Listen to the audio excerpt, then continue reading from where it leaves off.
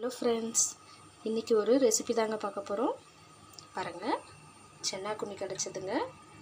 காஞ்ச சென்னாக்குண்ணி மார்க்கெட் சைட்லாம் கிடைக்கும். பாருங்கள், வாங்கிட்டு வந்து கொஞ்சம் நல்லா வெறும் கடாயில் வறுத்துட்டு நான் லைட்டாக வார்ம் வாட்டர் ஊற்றி நல்லா அந்த ஜல்லடை அந்த மாதிரி நான் வந்து ஸ்ட்ரெயினரில் வடிகட்டிட்டேன்.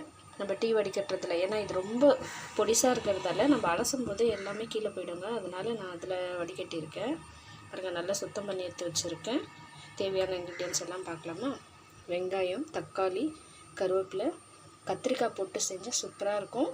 உருளைக்கிழங்கு, கத்திரிக்காய் எது போட்டாலும் இது கூட போட்டு கிரேவி பண்ணால் சூப்பராக இருக்குங்க. மஞ்சள் பொடி எடுத்து வச்சுருக்கேன். வீட்டில் அரைச்ச மிளகாத்தூள், கல்லுப்பு, கடுகு, உளுந்து, இஞ்சி பூண்டு பேஸ்ட்டு, ஆயில்.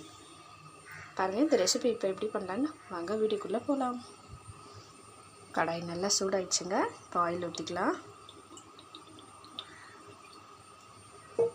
ஆயில் கொஞ்சம் காயட்டும். ஆயில் காஞ்சிச்சுங்க. கடுகு, உளுந்து போட போகிறேன்.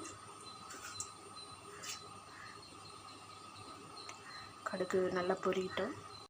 கடுகு நல்லா பொரிஞ்சிச்சுங்க. இப்போ ஆனியன் போட்டுடலாம். பாருங்கள், வெங்காயம் நல்லா வதங்கிடுச்சு. இப்போ தக்காளி போட்டுடலாம்.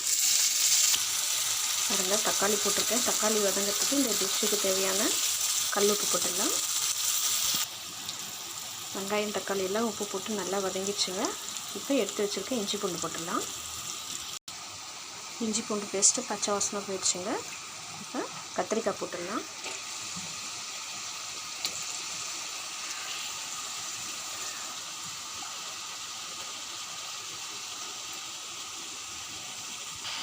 பாருங்கள், கத்திரிக்காய் போட்டு ஒரு பெரட்டி வச்சுருக்கேன்.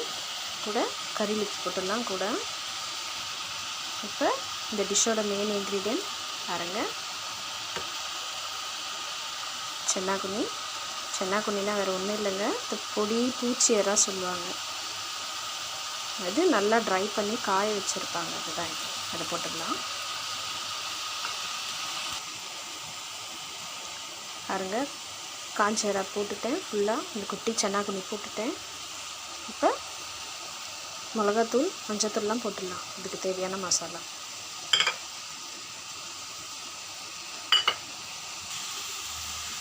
பாருங்கள், மிளகாத்தூள், மஞ்சத்தூள்லாம் போட்டு ஒரு பெரட்டி இருக்கேன். தேவையான தண்ணி ஊற்றி வேக வச்சிடலாம் கத்திரிக்காய்.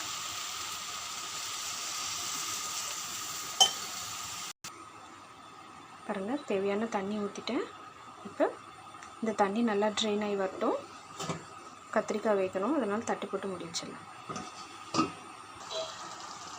பாருங்கள், சூப்பரான சென்னாக்குண்ணி கத்திரிக்காய் கிரேவி ரெடி ஆகிடுச்சு.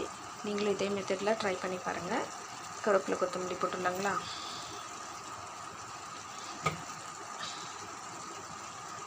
இந்த ரெசிபி ட்ரை பண்ணி பார்த்துட்டு எப்படி இருந்ததுன்னு கமெண்ட்டில் சொல்லுங்கள். மறக்காமல் என் சேனலை சப்ஸ்கிரைப் பண்ணுங்கள். பாய்.